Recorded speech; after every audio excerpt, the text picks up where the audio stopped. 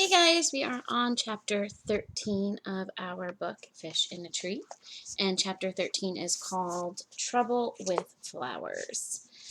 It's the night of the holiday concert when we sing about Santa and dreidel and Kwanzaa. The best part is getting a new dress. I stand in front of a mirror looking at my dress and my first shoes with a heel on them, thinking about the shopping day I had with my mom. We even went to A.C. Peterson's for lunch. I liked how she stayed with me in a booth instead of having to go wait on other people. I love to sing, but I don't like our music teacher, Miss Muldoon. Max calls her Minefield Muldoon because you never can tell when she'll blow up over something. Oliver calls her that too, but he acts it out by leaping into the air and yelling, Muldoon! As he lands on the floor and rolls. He doesn't stop, though. He goes from a roll right to his feet again, like a cat in a cartoon. Shay is making fun of Albert because his clothes don't fit. What's with the pants, Albert, she says. Did you get that outfit in the third grade? Keisha whips around fast. Why do you always try to pull people down? She asks. Because some people deserve it, that's why, Shay answers. Deserve to be pulled down? Really? Keisha asks. Albert straightens his tie, which is the only part of his outfit that fits. He's even wearing his sneakers with the backs cut out. You know, he says, logically, if a person was to pull another down, it would mean that he or she is already below that person. Keisha lets out a laugh so loud that Mr. Muldoon shoots her a look. That Mrs. Muldoon shoots her a look. Keisha covers her mouth and tries to squelch the sound. That is perfect, Albert. Man, you really are a smart dude. She turns to Shay. You, on the other hand, are so low you could play tennis against a curb.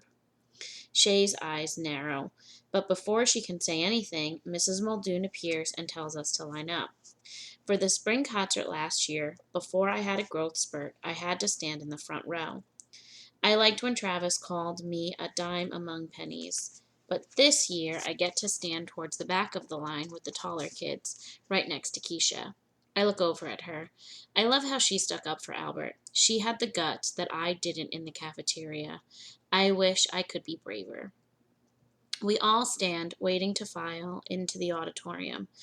Oh, Miss Muldoon, I love your dress, Shay says. Miss Muldoon lights up like a bulb. Why, thank you, Shay. Your parents have raised such a nice young lady.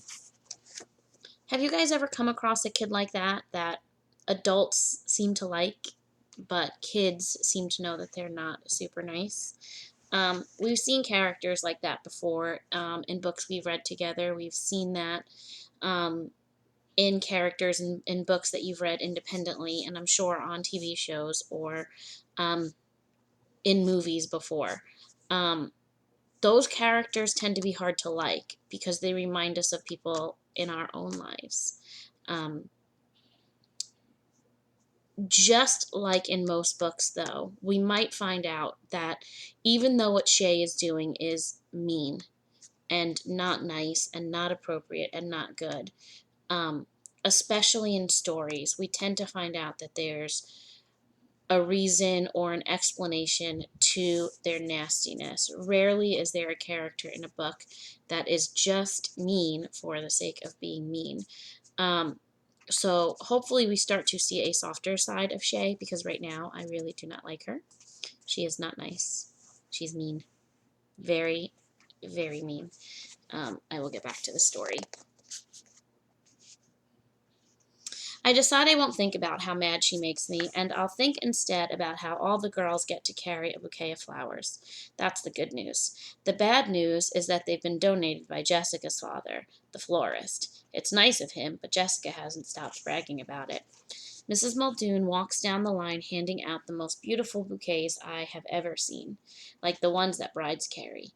Dark red ribbons that wind around the stems like a barber shop light pole. Ribbons dangle from the bottom, too. She hands my bunch to me, and I smile, thinking of how much my mom will love to see me with them. Keisha leans in to smell them and runs her fingers over the tops of the flowers. Then one of the white buds falls off and bounces off the top of her shiny black shoe. Miss Muldoon is there in a second. What do you think you're doing? Miss Muldoon grabs the flowers from Keisha's hands. Keisha looks up. No, please don't. I didn't mean.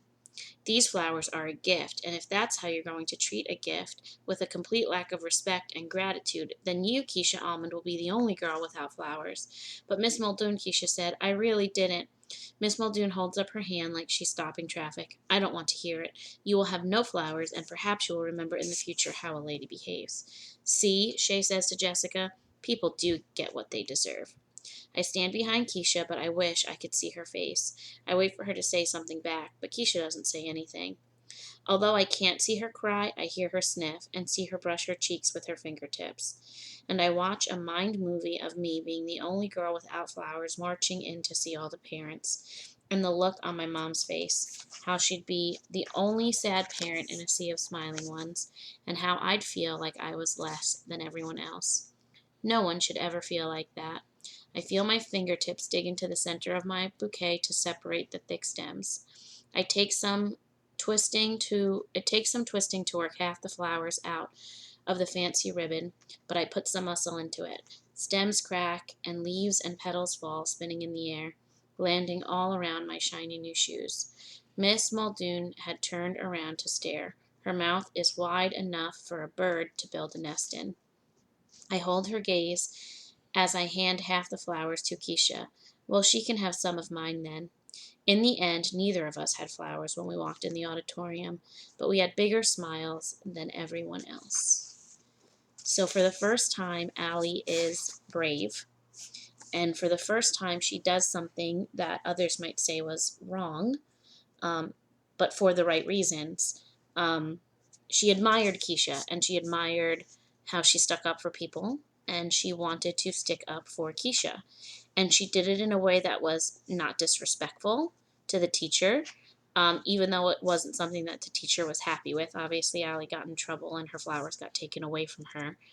But um, she's building character, and she's becoming the person that she wanted to be. So we will see how that goes in the future when we read chapter 14.